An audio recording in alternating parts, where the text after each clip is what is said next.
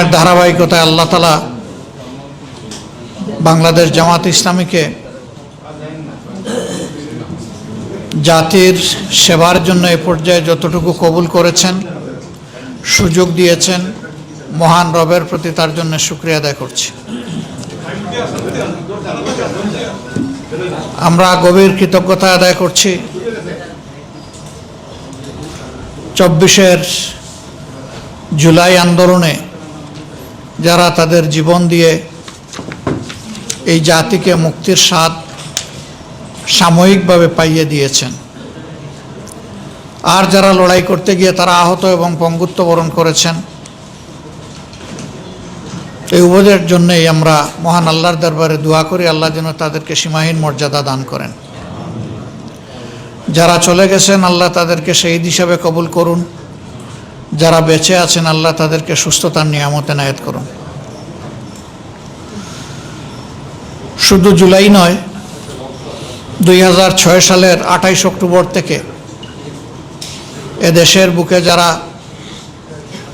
বিশৃঙ্খলা এবং সন্ত্রাস কায়েম করেছিল, তাদের সন্ত্রাসের কবলে পড়ে বাংলাদেশ জামাত ইসলামীর 11 জন শীর্ষ দায়িত্বশীল নেতা সহ আমরা আমাদের সহস্রাধিক সহকর্মীকে হারিয়েছি। অন্যান্য বিরোধী দল মতের উপরেও একই তাণ্ডব ফ্যাসিবাদী সরকার চালিয়েছিল। তাদের যারাই সন্ত্রাসের শিকার হয়ে, জুলুমের শিকার হয়ে দুনিয়া থেকে বিদায় নিয়েছেন, আমরা তাদের জন্য মহান মাবুদের দরবারে মর্যাদাপূর্ণ শাহাদত কামনা করছি। যারা সীমাহীন ত্যাগ এবং কুরবানি স্বীকার করেছেন, জেল জুলুম আয়নাগরের সঙ্গী হয়েছেন, যাদের জান মালের উপর, ইজ্জতের উপর আঘাত এসেছে, আমরা তাদের সকলের প্রতি গভীর শ্রদ্ধা নিবেদন করছি। প্রিয় দেশবাসী, ইতিহাসের ধারাবাহিকতায় জুলাই বিপ্লবের পর দেশে একটি অন্তর্বর্তীকালীন সরকার গঠিত হয়েছিল। এই সরকারের সকল কাজই ভালো, সকল কাজই মন্দ, এইভাবে চোখ বন্ধ করে বিচার করার কোনো সুযোগ নেই। তারপরে এইটুকু বলা যায়, দৃশ্যমান আমরা যেটা পেয়েছি যে নতুন করে ওই আয়নাগরের অস্তিত্ব আর টিকিয়ে রাখা হয়নি, কাউকে ওরকম গুম হতে হয়নি, মানুষকে নির্বিচারে গুলি করে পাখির মতো হত্যা করা হয়নি, মানুষকে হত্যাযোগ্য করার জন্য কোনো বয়ান তৈরি করা হয়নি। এইটুকু আমরা দৃশ্যমান দেখেছি।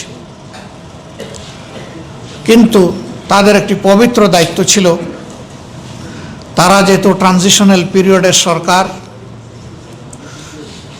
পাওয়ার ট্রান্সফারটাকে তারা স্বচ্ছ এবং গ্রহণযোগ্য করা ছিল তাদের দায়িত্ব।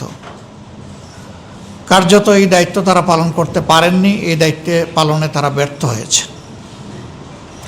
ফলে জাতির মধ্যে যে আকাঙ্ক্ষা তৈরি হয়েছিল জুলাই গণ অভ্যুত্থান এবং সীমাহীন ত্যাগের মধ্য দিয়ে, কার্যত সেই আকাঙ্ক্ষার বাস্তবায়ন এই নির্বাচনের মাধ্যমে হয়নি।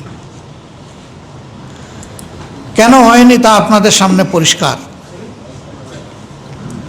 এই নির্বাচনকে সুষ্ঠু হতে দেওয়া হয়নি। এখানে ব্যাপক ইঞ্জিনিয়ারিং করা হয়েছে। ইন্টারিম গভর্নমেন্টের একজন উপদেষ্টার মুখ থেকেই তার স্বীকৃতি এসেছে, তিনি প্রথম রাজসাক্ষী।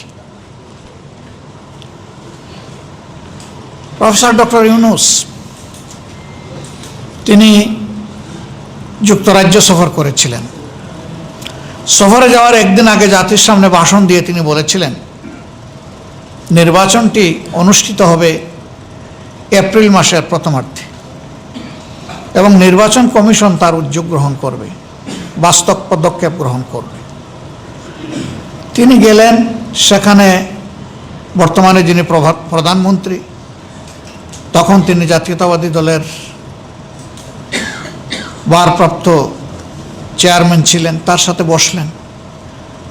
বসে তিনি দেশে না এসে তার পক্ষ থেকে সেখানে একটা জয়েন্ট প্রেস স্টেটমেন্ট করা হলো। তিনি যে ঘোষণা দিয়ে গেলেন মাত্র 4 দিন আগে, এটিকে বদলে দিয়ে তিনি বললেন যে এই নির্বাচন ফেব্রুয়ারির প্রথমার্ধেও হতে পারে। আমরা এটার তখনই প্রতিবাদ করেছিলাম যে বিদেশের মাটিতে বসে দেশের নির্বাচনের ডেট কেন ঘোষণা করতে হবে।